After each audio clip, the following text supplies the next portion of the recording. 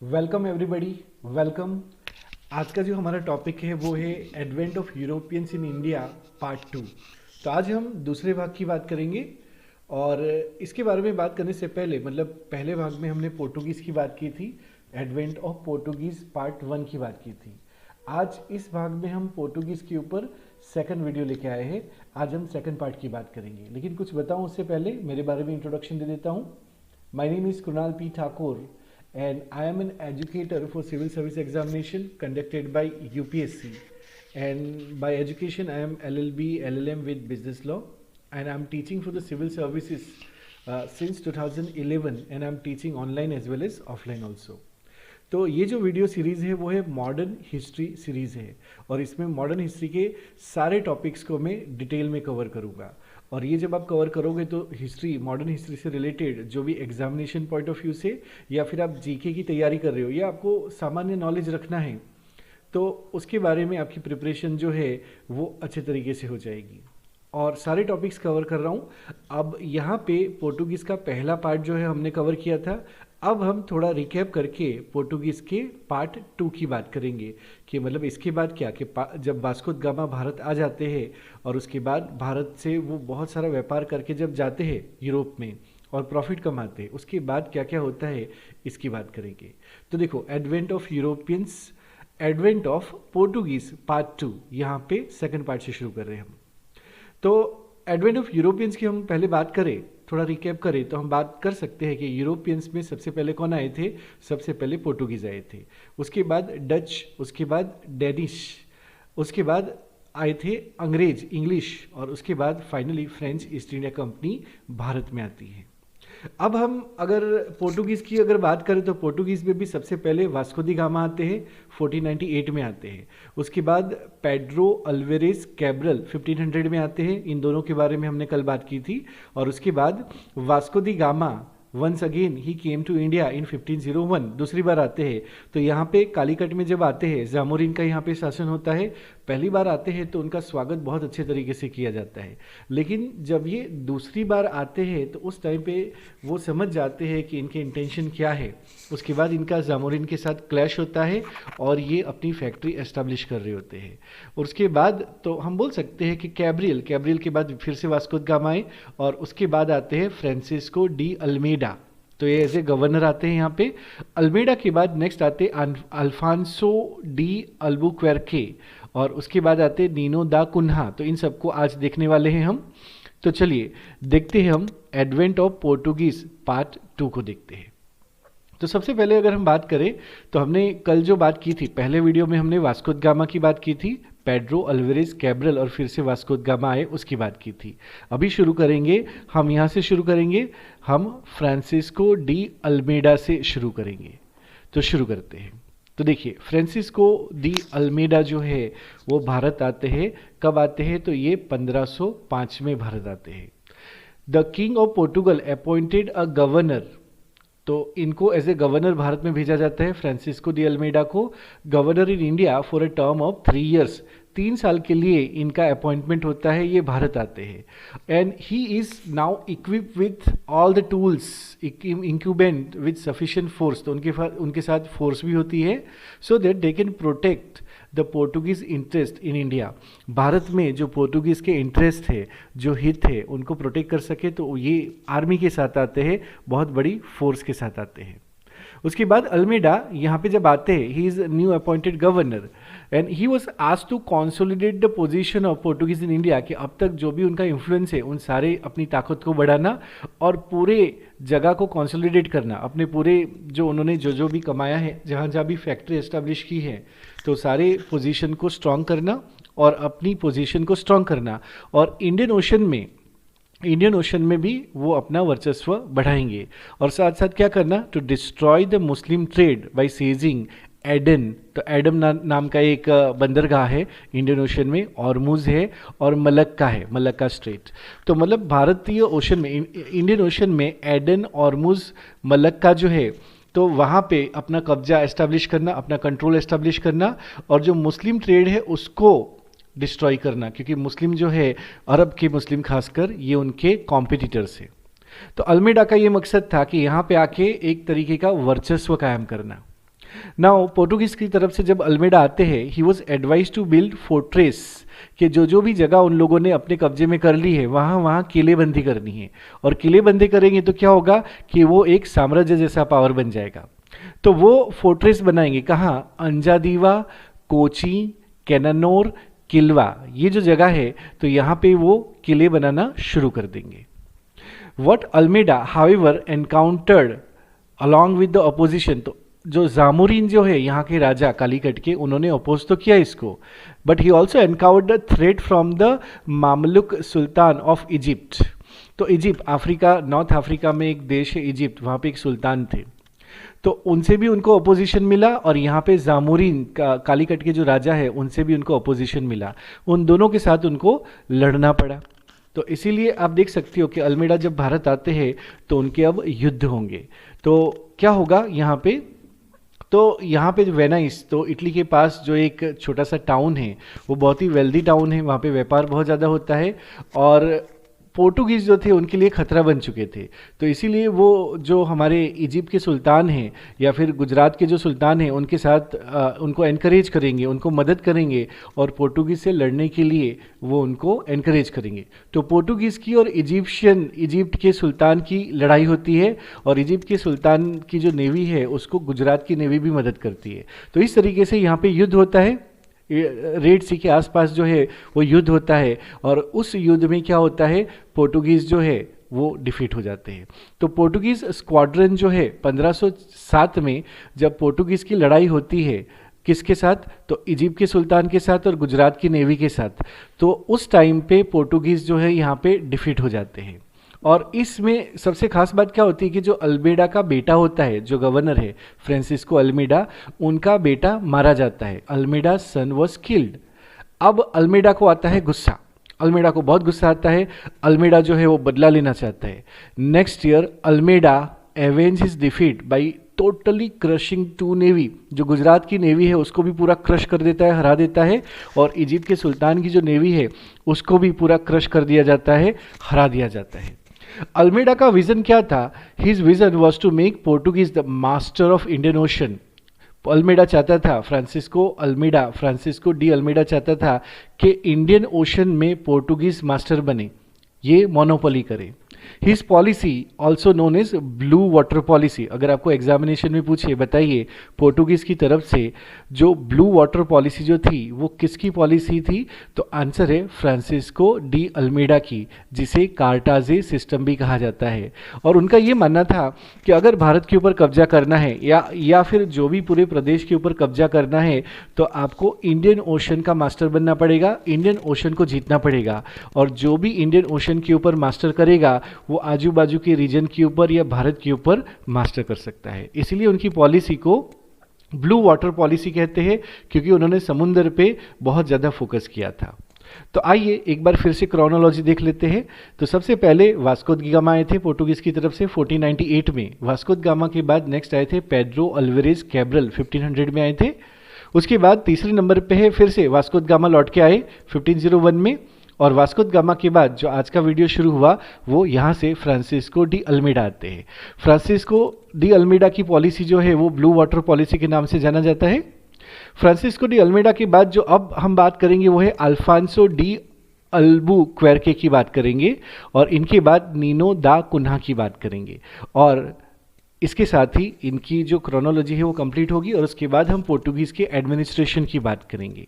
तो ये आपको जानना जरूरी है, तो एक बार इसको गौर से देखिएगा।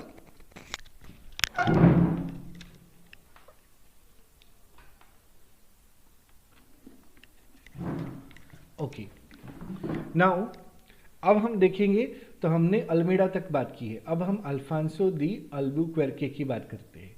तो नेक्स्ट गवर्नर जो यहाँ पे आते हैं वो है Alfonso de Albuquerque. Alfonso de Albuquerque जो है he succeeded Almeida as a Portuguese governor in India. तो इन्होंने अल्मेडा के बाद ये गवर्नर बन के आते हैं, और इनको ही रियल फाउंडर कहा जाता है। जो Portuguese power in the east, मतलब इंडिया में जो इनका रियल पावर है, तो रियल पावर का रियल फाउंडर जो है वो हम इनको बोला जाता है अल्फांसो डी अल्बुक्वेर्के को बोला जाता है, क्योंकि मतलब उनको जो भी डोमिनेशन करना था वो सारा डोमिनेशन कंसोलिडेशन जो है वो उनकी मृत्यु से पहले वो सक्सेसफुली कंप्लीट करके जाते हैं। क्या क्या करते हैं चलो देख लेते हैं। तो अल्फांसो डी अल्बुक्वेर्के जो है वो रियल फाउंडर है Portuguese power in the East. ऐसा क्यों बोला जाता है? Because he secure for Portugal the strategic control of the Indian Ocean by establishing basis के इंडियन ओशन में उसने अलग अलग जगह पे बेसिस बनाए ताकि हर जगह पे वो निगरानी रख सके, सी की निगरानी रख सके। तो इंपोर्टेंट पोर्ट यहाँ पे एस्टैब्लिश किए गए उसके द्वारा। He establish a stronghold of Portuguese in East Africa, Africa के ईस्टर्न साइड में, ऑफ द रेड सी के पास, ऑर्मूज के पास, मालाबार कोस्ट अपने केरला के पास, एंड मलक्का स्ट्रेट के पास उन्होंने अपने स्ट्रॉन्ग बेसिस बना दिए। और इसीलिए इंडियन ओशन में एक तरीके के ये मास्टर बन जाते हैं, इसीलिए उनको real founder of Portuguese power in Indian ocean कहा जाता है। अब अल्बुक्वेर्के जो थे तो Portuguese under his leadership they establish a permit system also, क्योंकि इंडियन ओशन के ऊपर ये लोग मास्टर बन चुके थे। अब यहाँ से कोई भी जहाज जाएगा आएगा तो उनको परमिट लेना पड़ेगा, किससे? पोर्टुगीज अथॉरिटी से लेना पड़ेगा। So he introduce permit system for other ship and exercise control over major shipbuilding centre in the region, कि कोई भी जहाज निर्माण करने का काम करेगा तो उसके ऊपर कंट्रोल किसका रहेगा? पोर्टुगीज अथॉरिटी का रहेगा। तो अल्बुक्वेर्के के टाइम पे ये उन्होंने अचीव किया था।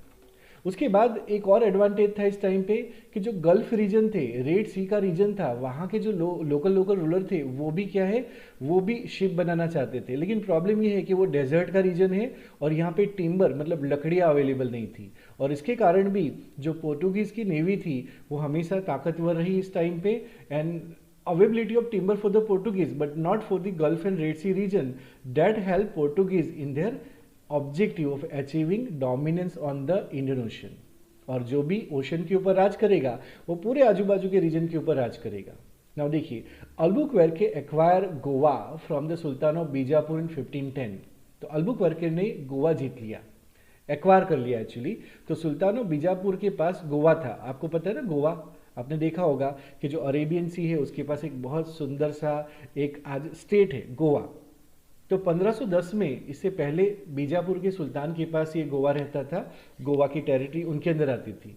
लेकिन अल्बुक्वेर्के ने पोर्टुगीज के लिए गोवा को एक्वायर कर लिया, किन से? सुल्तान ऑफ बीजापुर से, with ease. It is the principal port of the Sultan of Bijapur. तो गोवा जो है वो पोर्टुगीज के पास आ जाता है, किसके टाइम में? तो अल्बुक्वेर्के के टाइम पे आ जाता है। It became the first bite of Indian territory, मतलब पहला टेरिटरी जो है वो यूरोपियंस को मिला under the leadership of Albuquerque. तो since Alexander the Great, Alexander के टाइम से मतलब बहुत ऐसा बड़ा विस्तार जो है वो यूरोपियंस के हाथ में नहीं गया था, लेकिन गोवा जो था उसके बाद गोवा एक बहुत बड़ा विस्तार जो है वो पोर्टुगीज को ये टेरिटरी मिलती है और वो उनका अचीवमेंट है। तो पोर्टुगीज ही वो है जो सबसे पहले एक टेरिटरी लेते हैं। अब देखो गोवा में उन्होंने क्या किया, बहुत सारे रिफॉर्म किए। जैसे उसके दौरान, अल्बुक्वेर्के के दौरान ही उन्होंने पोर्टुगीज रीजन में के भारत की टेरिटरी में जो भी होता था, जो पोर्टुगीज के कंट्रोल में आई थी, वहाँ पे उन्होंने सती सिस्टम को एबोलिश कर दिया। सती सिस्टम सबको पता ही होगा क्या है, कि जब कोई हस्बैंड मर जाता है तो उसकी जो वाइफ होती है वो उसके साथ साथ चिता में चली जाती है और अपने आप को सती कर लेती है। तो इस सिस्टम को इन्होंने एबोलिश कर दिया। Plus Portuguese man who had come on the voyage, के जो व्यापार करने के लिए भारत आते थे, they stay back in India from the Albuquerque's day. इसके टाइम से ही लोग जो यहाँ आते थे पोर्टुगीज से, वो भारत में ही रहना शुरू कर दिया और सबको उनको एनकरेज किया कि यहाँ पे लोकल लोगों के साथ शादी करो, तो यहाँ पे लड़कियों के साथ शादी करो और यहीं पे पति बन के रहो। और एक तरीके से पोर्टुगीज का कल्चर जो है वो भारत के कल्चर के साथ इंटरमिक्स होना शुरू हो जाता है। अल्बुक्वेर्के के टाइम पे जो गोवा है, in Goa and province of the north, they establish themselves as village landlords. तो गोवा में और दूसरे जो भी विस्तार वो एक्वायर करते गए, वहाँ पे एक जमींदार की तरह वो रहने लगे, विलेज लैंडलॉर्ड की तरह यहाँ पे रहने लगे। Often they build new road, नए नए रास्ते भी बनाए उन्होंने बहुत सारे कैनल है, इरिगेशन वर्क है वो भी बनाए, और नए नए क्रॉप्स भी भारत में वहाँ पे यहाँ पे चालू किए, ग्रो करना शुरू किया। जैसे टबैको है, कैश्यू नट है, काजू है, तो ये सारे जो क्रॉप्स है वो इंट्रोड्यूस करना शुरू कर दिया पोर्टुगीज ने भारत में। Better plantation variety of coconut भी शुरू की, कोकोनट की भी अलग अलग वैरायटी जो है वो यहाँ पे ग्रो करना शुरू करते हैं। उसके बाद इसी के टाइम पे अल्बुक्वेर्के के टाइम पे ही in the city such as Goa and Kochi they settle artisan and master craftsman, कि कारीगरों को यहाँ पे लाया जाता है और कारीगरों से अलग अलग चीज़ें बनाया जाता है। तो यहाँ पे ट्रेडर तो आते हैं, लेकिन अब यहाँ पे कारीगर भी आके, क्राफ्टमैन है, आर्टिशियन है, ये सब भी आके यहाँ पे सेटल हो जाएंगे। तो आप देख सकते हो कि गोवा का रीजन है और आजू बाजू का रीजन जो है वो किस तरीके से यूरोपियन से भर जाता है और एक तरीके से भारत का कल्चर यूरोपियन का कल्चर मिक्स हो जाता है। आज भी आप अगर देखते हो, गोवा है, दमन है, दीव है, यहाँ जाते हो तो आपको पोर्टुगीज का इन्फ्लुएंस एज ए कल्चर आपको मिलेगा।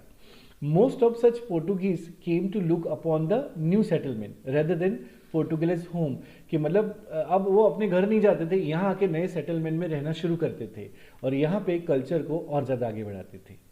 तो ये थे अल्बुक्वेर्के की कहानी। अब वापस क्रोनोलॉजी देख लेते हैं। तो देखो, सबसे पहले हमने वास्को द गामा देखा जो 1498 में भारत आते हैं। उसके बाद हमने पेड्रो अल्वेरेज कैब्रल को देखा जो 1500 में भारत आए थे। उसके बाद वास्को द गामा फिर से भारत आए थे 1501 में। उसके बाद फ्रांसिस्को डी अल्मेडा, इनको देखा, और उसके बाद अल्फांसो दी अबुक्वर्के, जिसको अभी हमने देखा। अब हम नेक्स्ट देखेंगे Nino da Cunha as a governor, कि ये भारत आते हैं और भारत में किस तरीके से ये अपना कंट्रीब्यूशन देते हैं। तो देखिए, अब हम बात करेंगे अल्बुक्वेर्के के बाद नेक्स्ट गवर्नर जो है वो है Nino da Cunha. Nino da Cunha assume office of the governor of Portuguese interest in India. कब? तो नवंबर 1529 में उन्होंने भारत में पोर्टुगीज का जो इंटरेस्ट था उसको संभालना शुरू किया। एक साल के अंदर ही shifted his headquarter from in India from Kochi to Goa.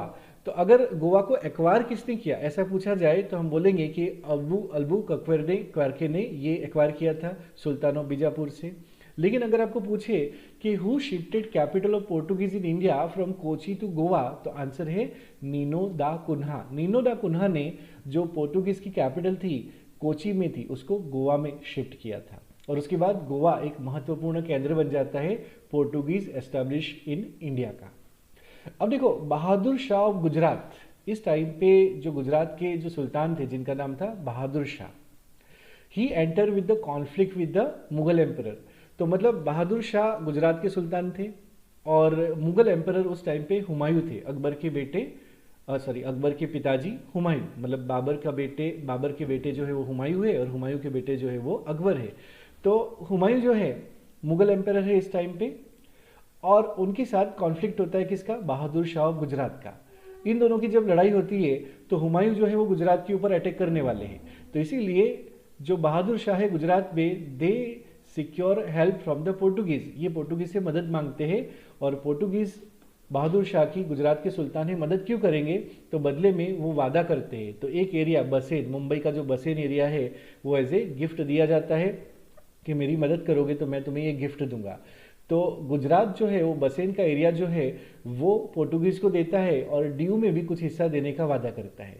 तो देखो 1534 में आइलैंड ऑफ बसेन जो मुंबई के पास है और उसका डिपेंडेंसी, उसका रेवेन्यू जो है वो पोर्टुगीज को दिया जाता है ताकि पोर्टुगीज बहादुर शाह की मदद करे हुमायूं से बचने के लिए। फिर क्या होता है, नीनो दा कुन्हा के टाइम पे ही जो बहादुर शाह जो है गुजरात के सुल्तान, वो ये कहते हैं अगर आप हुमायूं से मुझे बचा लोगे या फिर मेरी मदद करोगे उससे लड़ने में, तो मैं प्रॉमिस करता हूँ कि मैं एक बेस, ड्यू में आपको एक बेस बना के दूंगा, तो ड्यू भी आपका हो जाएगा। लेकिन क्या होता है कि बाद में हुमायूं जो है वो गुजरात नहीं आता और वो वापस चला जाता है दिल्ली, आगरा चला जाता है। तो हुमायूं जब वापस विड्रॉ कर जाता है, गुजरात से चला जाता है 1536 में, तो उस टाइम पे बहादुर शाह को अभी ज़रूरत नहीं थी पोर्टुगीज़ की। और उसके बाद क्या होता है कि दोनों के बीच में ऐसे रिलेशन हो जाते हैं कि कड़वे हो जाते हैं। So Bahadur Shah relation with Portuguese become bad, मतलब sour, when Humayun withdraw from Gujarat in 1536। जब हुमायूं यहाँ से चला जाता है गुजरात से, तो उस टाइम पे अब बहादुर शाह के और पोर्टुगीज के रिलेशन खराब हो जाते हैं। Since the inhabitants of the town, मतलब ड्यू के अंदर कि कुछ लोग जो है, अब पोर्टुगीज के लोग भी आ चुके थे यहाँ पे क्योंकि बेस बनाने का वादा किया था, और यहाँ पे गुजरात के लोग भी थे, तो दोनों के बीच में फाइट होना शुरू हो जाती है। तो लोकल लोग और पोर्टुगीज के लोगों के बीच में फाइट होना शुरू हो जाती है। अब बहादुर शाह जो है गुजरात के सुल्तान, वो क्या करते हैं, इस समस्या से निपटने के लिए एक वॉल बना देते, एक दीवार बना देते पार्टीशन की, कि ठीक है वो एरिया जो है वो पोर्टुगीज का और ये एरिया जो है वो बहादुर शाह का। लेकिन पोर्टुगीज लोगों को तो पूरा डीयू चाहिए था। डीयू जो है वो एक छोटा सा एरिया है, गुजरात के पास है, समुद्र के अंदर। तो मतलब दीव का पूरा एरिया जो था वो पोर्टुगीज को चाहिए था, लेकिन आधा एरिया जो था वो पोर्टुगीज का था, आधा एरिया जो था वो बहादुर शाह के लोगों का था। उसने वहां पे दीवार बना दी, ये पोर्टुगीज को पसंद नहीं आई, बातचीत हुई, पोर्टुगीज ने इसका अपोज किया। पोर्टुगीज स्टार्टेड नेगोशिएशन, और बाद में फिर गुजरात की जो रूलर है, जो बहादुर शाह है, उनको इनवाइट किया जाता है शिप के ऊपर कि ठीक है इस जहाज के ऊपर आओ, हम बैठते हैं, बात करते हैं, खाना वाना खाते हैं और उसके बाद सॉल्व कर देंगे, कम्युनिकेशन के द्वारा इसको हम रिजॉल्व कर सकते हैं। लेकिन जब गुजरात के सुल्तान वहाँ पे जाते हैं, बात बनती नहीं है, तो गुजरात के सुल्तान को वो मार देते हैं। So Bahadur Shah sultan of Gujarat was killed in 1537 और पोर्टुगीज दीव के ऊपर अपना कब्जा जो है वो जमा लेते हैं। इस तरीके से बसेन का एरिया है, बॉम्बे का एरिया है, और जो दीव का एरिया जो है वो नीनो दा कुल्हा के टाइम पे पोर्टुगीज को मिल जाता है। और पहले ही हमने देखा गोवा को इसने कैपिटल बनाया था। इसी के टाइम पे दी कुन्हा ने क्या किया था, प्रयत्न किया था to increase Portuguese influence in Bengal. Bengal के अंदर भी, मतलब गुजरात से होके, वेस्टर्न इंडिया से होके बंगाल, ईस्टर्न इंडिया की तरफ भी उन्होंने अपना जो इन्फ्लुएंस है उसे बढ़ाने की कोशिश की थी। How? Bye settling many Portuguese nationals there in the Hooghly reason. और हुगली को ईस्ट इंडिया का उन्होंने हेडक्वार्टर बना दिया। अब ये थी हमारी नीनो दा कुन्हा की कहानी। अब देखो, जब ये पोर्टुगीज यहाँ पे थे तो वो बहुत पावरफुल हो रहे थे, और वो पावरफुल क्यों थे? क्योंकि कुछ कंडीशंस ने उनको सपोर्ट किया था। तो अब हम देखेंगे favourable condition for the Portuguese. तो देखिए, भारत में उनके फेवरेबल कंडीशन कौन सी थी? तो भारत में एक्सेप्ट गुजरात, क्योंकि गुजरात में एक बहुत पावरफुल सुल्तान उस टाइम पे राज कर रहे थे बाद में, जिसका नाम था मोहम्मद बेगड़ा। इसने दो गढ़, मतलब दो पहाड़ जीते थे, एक तो गिरनार है और एक पावागढ़ है। ये दो रीजन जो थे वो बहुत पावरफुल रीजन थे और उसको इसने जीत लिया था। इसका नाम रखा था, इसलिए इसका नाम रखा था मोहम्मद बेगड़ा। सो 1458 से 1511 के बीच का टाइम जो था वो इसका टाइम था, और इस टाइम पे ये किसी से हारा ही नहीं था, ऐसा माना जाता है।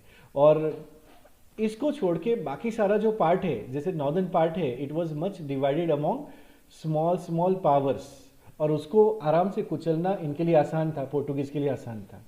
अच्छा, डेक्कन की बात करें, जो आज का महाराष्ट्र है, आंध्र प्रदेश है, तो वहाँ पे बहमनी किंगडम था। यार बहमनी किंगडम भी टूट गया था, ब्रेकिंग अम इनटू स्मॉलर स्मॉलर किंगडम, तो उनको भी हराना और उनके साथ पॉलिटिक्स खेलना बहुत आसान था पोर्टुगीज के लिए। तो पोर्टुगीज के लिए ये छोटे छोटे किंगडम होने के कारण उनके लिए फेवरेबल कंडीशन थी। नेक्स्ट है कि जो भी पावर थे यहाँ पे भारत में, नन हैड पावरफुल नेवी, किसी के पास भी बहुत सशक्त नेवी नहीं थी। नेवल स्ट्रेंथ के मामले में पोर्टुगीज बहुत अच्छे थे और उनका मुकाबला करने वाला कोई नहीं था उस टाइम पे। In the far east also, like China के एम्परर ने एक डिक्री जारी की थी, एक डिक्लेरेशन दिया था कि उनका जो एक्टिविटी है वो चाइना के आसपास ही रहेगा, नेविगेशन एक्टिविटी, तो वो भी यहाँ आने वाले थे नहीं। तो यहाँ पे यूरोपियंस को ही एक स्पेस मिला था कि वो कितना भी इन्फ्लुएंस जो है वो अपना बढ़ा सकता है। नेक्स्ट, अरब मर्चेंट की अगर बात करें, ये इनके कॉम्पिटिटर थे। तो Arab merchant and ship owner who until dominated Indian Ocean trade, कि अब तक ये इंडियन ओशन ट्रेड को डोमिनेट करते थे, but now after coming to Portuguese they had nothing to match the organisation and unity of Portuguese. कि Portuguese का organisation और यूनिटी इतनी अच्छी थी कि अरब के लोग जो है, अरब के जो मर्चेंट है, शिप ओनर थे, वो उसको मैच ही नहीं कर पाए, उसका मुकाबला नहीं कर पाए। Moreover the Portuguese had cannon placed on the ship, कि अपने जहाज में वो बंदूकें रखते थे और तोपें भी रखते थे, तो इसलिए वो बहुत ज़्यादा डेंजरस हो जाते थे और बहुत ज़्यादा पावरफुल हो जाते थे। नाउ पोर्टुगीज स्टेट की बात करें तो देखो, ये एक और फेवरेबल कंडीशन है। The general tendency is to, लोग जो थे यहाँ पे भारत में, जो लोग थे वो क्या कर रहे थे, वो अंडर एस्टिमेट कर रहे थे। जो पोर्टुगीज आते थे, जो भी उन्होंने भारत के ऊपर होल्ड किया, जो भी इन्फ्लुएंस किया, तो उनको लगा यूरोपियन से व्यापार करके आएंगे, व्यापार करके चले जाएंगे। तो everybody was under estimating the Portuguese hold in India, कि उनके होल्ड को हमने अंडर एस्टिमेट कर लिया यहाँ के रूलर्स ने। हाउएवर, अगर हम बोले the state of Portuguese in India, जो भारत में पोर्टुगीज का प्रेजेंस जो था वो बहुत ही बड़ा था, larger element in the Indian history than it is given credit for, कि मतलब इतना ज़्यादा इसका इन्फ्लुएंस था जिसको बहुत जगह पे अंडर एस्टिमेट किया, और वही पोर्टुगीज़ जो थे वो अपनी बहुत बड़ी जड़ जो है, फाउंडेशन जो है वो भारत में रख पाए। Many of the coastal part, Bharat में बहुत सारे जो समुद्र किनारे के एरिया जो थे वो पोर्टुगीज के अंदर थे। With in 50 years of Vasco da gamma, Vasco da gamma जब आए और उसके बाद 50 साल के अंदर ही बहुत सारे कोस्टल एरिया पोर्टुगीज के कंट्रोल में आ गए थे। Portuguese had occupied some 60 mile coast around Goa, Goa का आजू बाजू का एरिया जो था वो पोर्टुगीज ने अपने अंदर कर लिया था। On the western coast from Mumbai to Daman, देखो गुजरात जैसे कंप्लीट होता है ना उसके बाद, अब देखो ये ड्यू है, आप अगर डायग्राम में देखोगे तो पूरा गुजरात रीजन है, और गुजरात रीजन में ड्यू है यहाँ पे, और यहाँ पे दमन है, जैसे गुजरात महाराष्ट्र का बॉर्डर आता है दमन है, फिर ये अपना मुंबई है, और आप नीचे आते हो तो गोवा है। तो ये पूरा रीजन जो है वो पोर्टुगीज ने डोमिनेट कर लिया था। So on the western coast from Mumbai to Daman due approach of Gujarat, the control narrow track of the 4 important ports, 100 of town and village, they all controlled by the Portuguese power in that time period. In the south, they had under them chain of sea port fortress, तो उन्होंने बहुत सारे समुद्र के किनारे के port अपने अंदर कर लिए थे और किलेबंदी भी कर ली थी। उन्होंने ट्रेडिंग पोस्ट भी लगा दिया था, बना दिया था, जैसे मैंगलोर उनके अंदर था, कैनानोर उनके अंदर था, कोची है, कालीकट है, ये सारे रीजन जो है वो उन्होंने अपने अंदर कर लिए थे। एंड दो their power in Malabar was not, वो मालाबार में इतने पावरफुल नहीं थे, उन्होंने कॉन्सोलिडेट नहीं कर पाए थे, बट जो भी उनके पास था it was enough to ensure influence या control over the local ruler, कि जो लोकल रूलर था, जो लोकल रूलर वहाँ पे राज करते थे उनके ऊपर इन्फ्लुएंस करने में भी वो सशक्त थे। तो और वो सब क्या थे, वो स्पाइसेस मसालों का ट्रेड करते थे। तो जो भी मालाबार रीजन में उनके पास प्रदेश था उससे वो मालाबार रीजन के लोकल रूलर जो थे उनके ऊपर नियंत्रण कर सकते थे। इसका मतलब है पोर्टुगीज जो थे वो भारत में बहुत पावरफुल पोजीशन में आ चुके थे।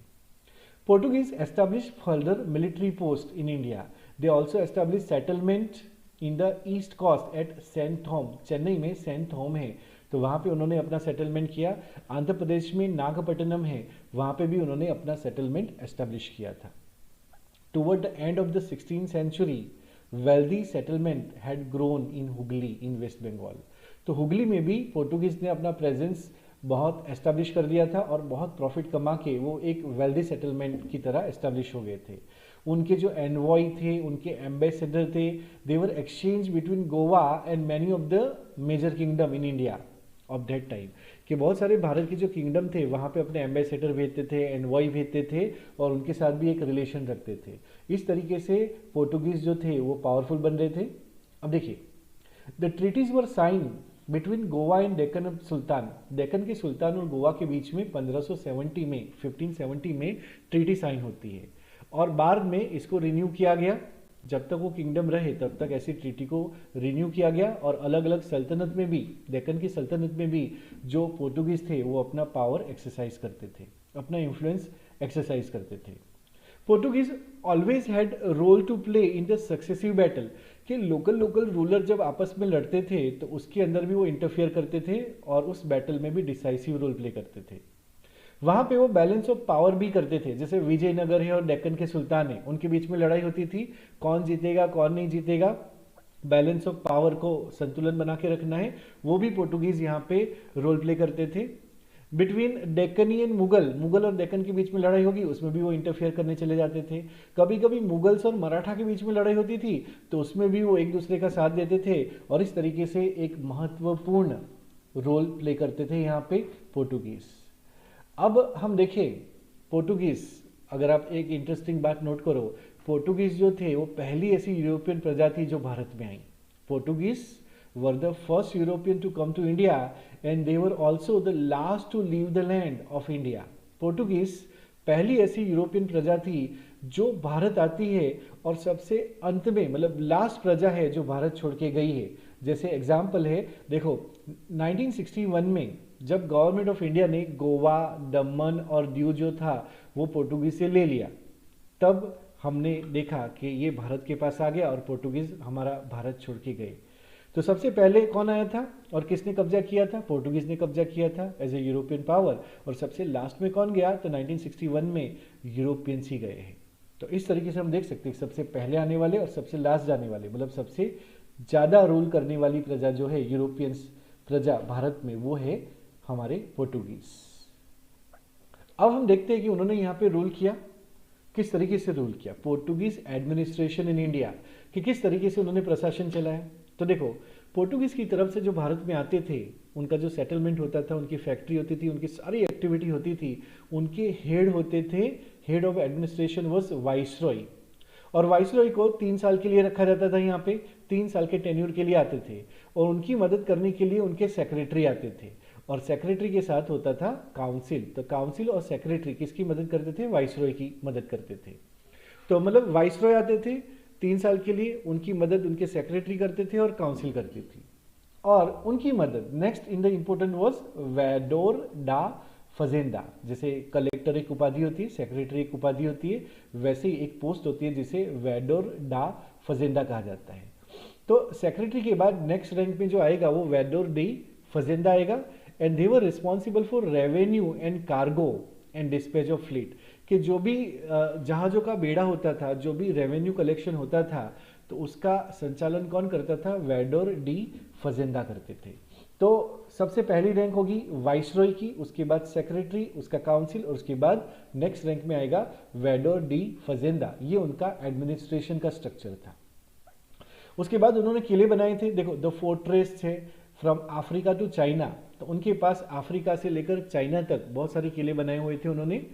तो दे वर अंडर कैप्टन, वो सारा कैप्टन के अंदर रखा था, क्योंकि जहाज में यहाँ से वहाँ जाना, उसके बाद अपनी फौज को डिस्पैच करना, वो कैप्टन ही कर सकते हैं। तो सारे किले जो थे अफ्रीका से चीन तक, वो सारा कैप्टन संभालते थे। और कैप्टन को मदद करने वाले जो पोस्ट होती थी उसे फैक्टर कहा जाता था। तो अफ्रीका से चीन तक जो भी उनके किले होते थे उसे कैप्टन संभालते थे, और कैप्टन की मदद करने के लिए फैक्टर होते थे। Whose power were increase by difficulty of communication. तो एक्चुअली कैप्टन यहाँ से वहाँ जाएंगे, लोकल कौन रहेंगे? फैक्टर रहेंगे। और क्योंकि कम्युनिकेशन उस टाइम पे मोबाइल नहीं होते थे, व्हाट्सएप नहीं होते थे, ईमेल नहीं होते थे, तो कम्युनिकेशन में डिफिकल्टी होती थी। सो इसीलिए ज़्यादा पावर फैक्टर के पास रहता था, और कभी कभी करप्शन भी कर लेते थे। वो पावर का पर्सनल यूज़ के लिए भी, पर्सनल एंड के लिए भी यूज़ कर सकते थे। तो एक तरीके से कैप्टन और फैक्टर जो था वो भी यहाँ पे इंपॉर्टेंट पोजीशन रखते थे एडमिनिस्ट्रेशन में। अब हम बात करते हैं रिलीजियस पॉलिसी ऑफ पोर्टुगीज। तो देखो, यहाँ पे कुछ मुस्लिम्स ट्रेडर भी थे, जैसे अरब है, मूर है। So Moors and Arabs were bitter enemy of Portuguese. तो ये जो मुस्लिम्स जो थे वो पोर्टुगीज के दुश्मन थे in North Africa. North Africa में उनकी नहीं बनती थी, बहुत बड़े दुश्मन थे। So were Arabs. So arriving in the east, जैसे ही वो ईस्ट में आते हैं, Portuguese brought them with the same zeal to promote Christianity. कि मतलब वो क्या चाहते थे? वो अपने धर्म, क्रिश्चियन धर्म जो है उसको फैलाना चाहते थे। And they wish to prosecute all the Muslim. तो ये मुस्लिम को ज़्यादा लाइक नहीं करते थे, उनको प्रोसिक्यूट करना चाहते थे, और वो बहुत ज़्यादा अपने धर्म को ही आगे बढ़ाना चाहते थे। उनकी रिलीजियस पॉलिसी क्या थी? They were very highly intolerant toward the Muslim. Muslim के लिए ये इंटॉलरेंट थे, नहीं पसंद करते थे। Portuguese were initially quite tolerant toward the Hindu. Hindu से उनको पहले प्रॉब्लम नहीं थी, नहीं पहले वो हिंदू से प्रॉब्लम नहीं थी, उनको मुस्लिम से प्रॉब्लम थी।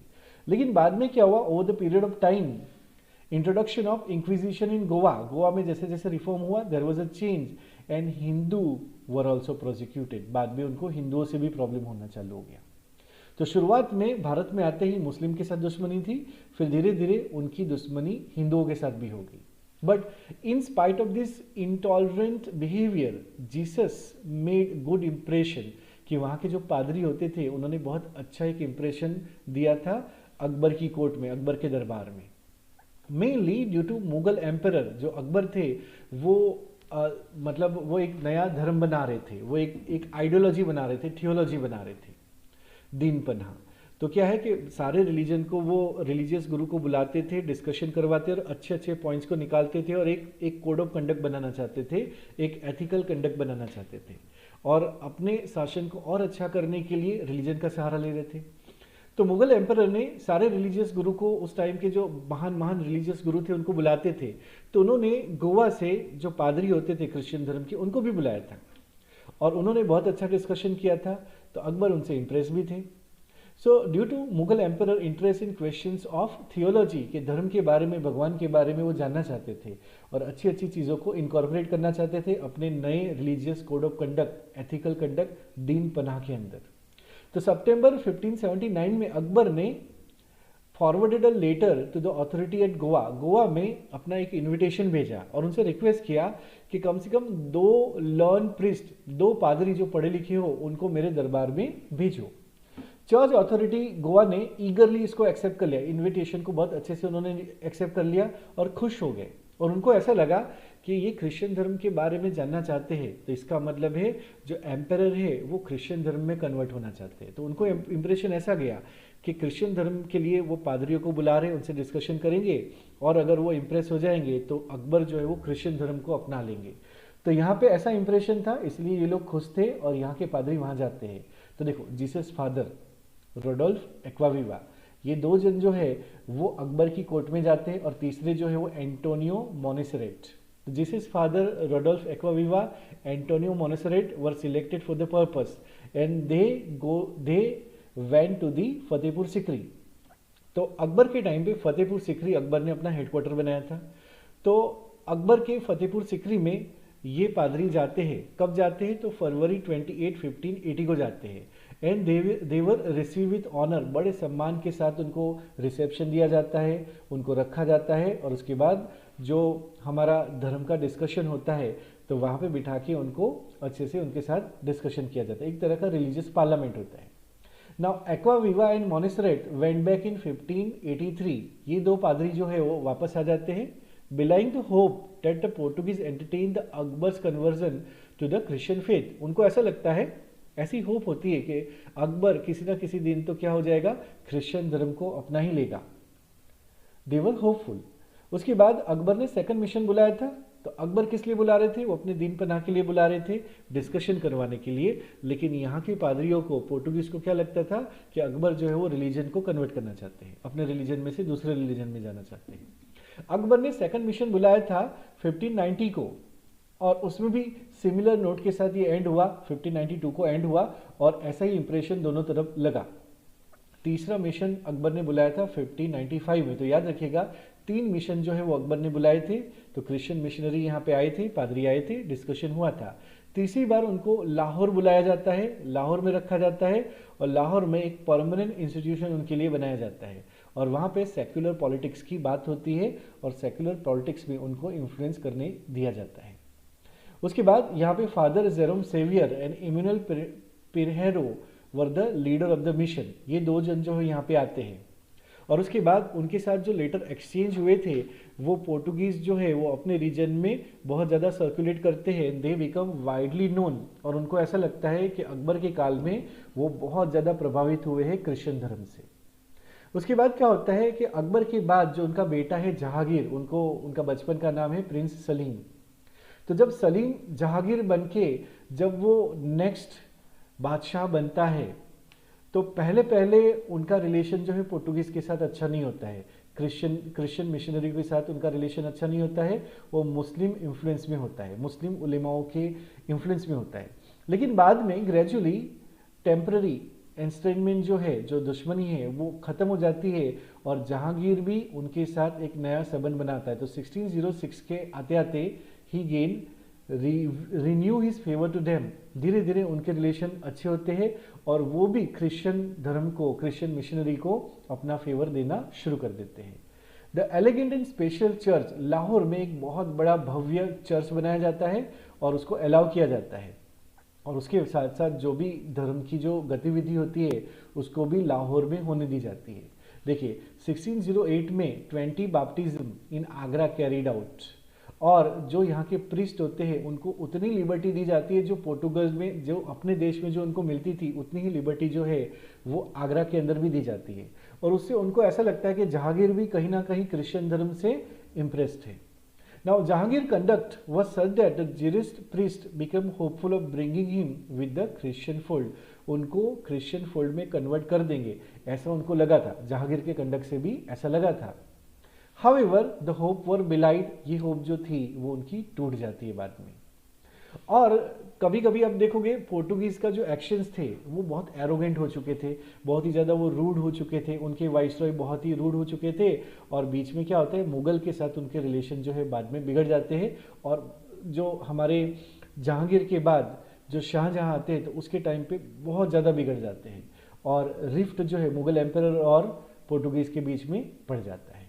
तो यहाँ पे हम हमारा पोर्टुगीज़ का, एडवेंट ऑफ पोर्टुगीज़ का, और पोर्टुगीज़ किस तरीके से अपने साम्राज्य को बढ़ाते हैं उसका सेकंड पार्ट कंप्लीट करते हैं। इसका थर्ड पार्ट जो है हम थर्ड वीडियो में देखेंगे। तो आइए अब हम इस वीडियो के ऊपर से जो हमने अभी कंटेंट देखा पोर्टुगीज़ के एडवेंट के ऊपर और यूरोपियंस के एडवेंट्स के ऊपर, उसके ऊपर कुछ क्वेश्चंस देख लेते हैं। तो आप कमेंट बॉक्स में आंसर कर सकते हो और उसके बाद आप चेक कर सकते हो जो मैं आंसर बता रहा हूँ उसके साथ। तो पहला सवाल है, who succeeded Almeida as the Portuguese governor in India and is consider the real founder of Portuguese power in the East. कि जो हमारे अल्मेडा थे as a governor of Portuguese, उसको भारत में किसने सक्सीड किया, उसके बाद कौन गवर्नर बन के आया। ऑप्शन ए है बार्थोलोम्यू डियास, ऑप्शन बी है Vasco da gamma, option C है अल्फांसो डी अल्बुक्वेर्के, ऑप्शन डी है नीनो दा कुन्हा। और ये real founder of Portuguese power भी है ईस्ट के अंदर। करेक्ट आंसर जो है वो है C, Alfonso de Albuquerque. Yes, next question है, which governor was task with consolidating Portuguese power in India and destroying Muslim trade. कौन से गवर्नर को हम बोलते हैं कि मुस्लिम ट्रेड को उसने बर्बाद कर दिया और पोर्टुगीज पावर को कंसोलिडेट किया। ऑप्शन है Vasco da Gama, Nuno da Cunha, Alfonso de Albuquerque, Francisco de Almeida. क्या आंसर होगा? आंसर है D, Francisco de Almeida. Next question, what policy also known as the cartaz system did Almeida implement during his rule in India. Option A है blue water policy, B Red Sea policy, C open trade policy, D है spice monopoly policy. तो cartridge system का answer जो है वो है blue water policy. Answer है A है blue water policy. Next question है, how did Portuguese bolster their control in Indian Ocean region under Albuquerque's leadership.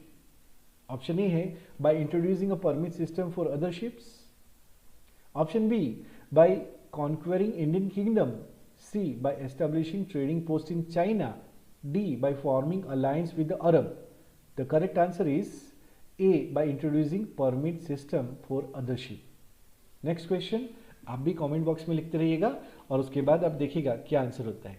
देखिए नेक्स्ट क्वेश्चन है, which Indian city was acquired by Albuquerque from Sultan of Bijapur in 1510। The correct the option है Sultan of Bijapur से अल्बुक्वेर्के ने कौन सा city लिया था। Option A Mumbai, option B Calicut, option C Goa, option D Chennai. एक बार फिर से, which Indian city was acquired by Albuquerque from the Sultan of Bijapur in 1510 on behalf of Portuguese. Option A Mumbai, option B Calicut, option C Goa, D है चेन्नई। यहाँ पे correct answer जो है वो है option C Goa. Next question है, what was the reason for the Portuguese settlers in India to be encourage to take local wives. A to strengthen their economic influence, B to promote cultural diversity, C to facilitate conversion to Christianity and D to create multicultural society. The correct answer जो है वो है A to strengthen their economic influence. इसलिए यहाँ पे local लोगों से local wife लेनी थी, मतलब यहाँ की लड़कियों से शादी करनी है। Next question, what did Nuno da Cunha do in 1534 as a governor of Portuguese interest in India to secure Portuguese support for Bahadur Shah of Gujarat. A ceded the island of Basen to the Portuguese, B conquer due from the Mughals, C impose a trade embargo on trade merchants, D form a military alliance with the Mughals। Correct answer जो है वो है A है ceded island of Basen to the Portuguese।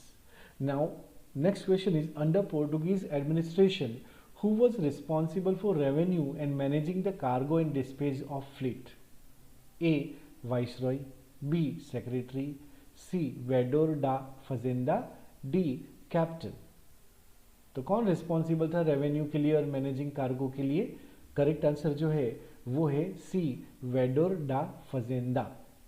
C is answer. Next question है, what was the initial attitude of Portuguese towards Hindu in India regarding religious intolerance. Hindu के प्रति उनका initial attitude क्या था? A, tolerant and respectful, B, indifferent, C, persecution, D, conversion to Christianity. क्या था? तो initial attitude जो था, करेक्ट आंसर जो है वो है ए है, टॉलरेंट एंड रिस्पेक्टफुल, लेकिन बाद में इनके साथ भी उनकी दुश्मनी हो गई थी। नेक्स्ट क्वेश्चन है, which Mughal emperor show interest in Christianity, invited Jesus priest and even requested the Portuguese authority to send 2 learned priests to his court? A, Akbar, B, Jahangir, C, Shahjahan, D, Aurangzeb. यहां पे करेक्ट आंसर होगा ए, अकबर। ठीक है, तो यहाँ पे आज का लेक्चर जो है वो कंप्लीट होता है। आई होप आपको ये वीडियो बहुत अच्छा लगा होगा। तो इस वीडियो को देखने के लिए थैंक यू, और प्लीज़ इस चैनल को सब्सक्राइब कर लीजिएगा और बेल आइकन को भी दबा दीजिएगा ताकि सारे वीडियो आपको टाइम पे मिलते रहे। और इसका अगर आपको पीडीएफ चाहिए तो आप कमेंट बॉक्स में लिख सकते हो, मैं इसका लिंक जो है वो आपको दे दूंगा। आप उस पर क्लिक करोगे तो आपको सीधा इसका पीडीएफ मिल जाएगा। और इस वीडियो को प्लीज़ लाइक और शेयर जरूर कीजिएगा। तो ये सेकंड पार्ट था एडवेंट ऑफ पोर्टुगीज। अब इसके बाद हम थर्ड पार्ट देखेंगे, उसमें थोड़ी बहुत हम पोर्टुगीज की बात करेंगे, और उसके बाद तीसरे वीडियो में और उसके बाद की वीडियो में हम डच ईस्ट इंडिया कंपनी की बात करेंगे। तो याद रखिएगा, ये मॉडर्न हिस्ट्री का वीडियो है। मॉडर्न हिस्ट्री के सारे टॉपिक्स इस सीरीज में कंप्लीट हो जाएंगे, और इसे कंप्लीट करने के बाद आप एग्जाम के लिए पूरी तरीके से तैयार हो जाओगे। और अगर आप सिर्फ जनरल नॉलेज के लिए देख रहे हो तो आपका जनरल नॉलेज भी बहुत ही पावरफुल हो जाएगा। तो इसी के साथ ये आज का वीडियो समाप्त करता हूँ। Thank you so much. See you in the next video.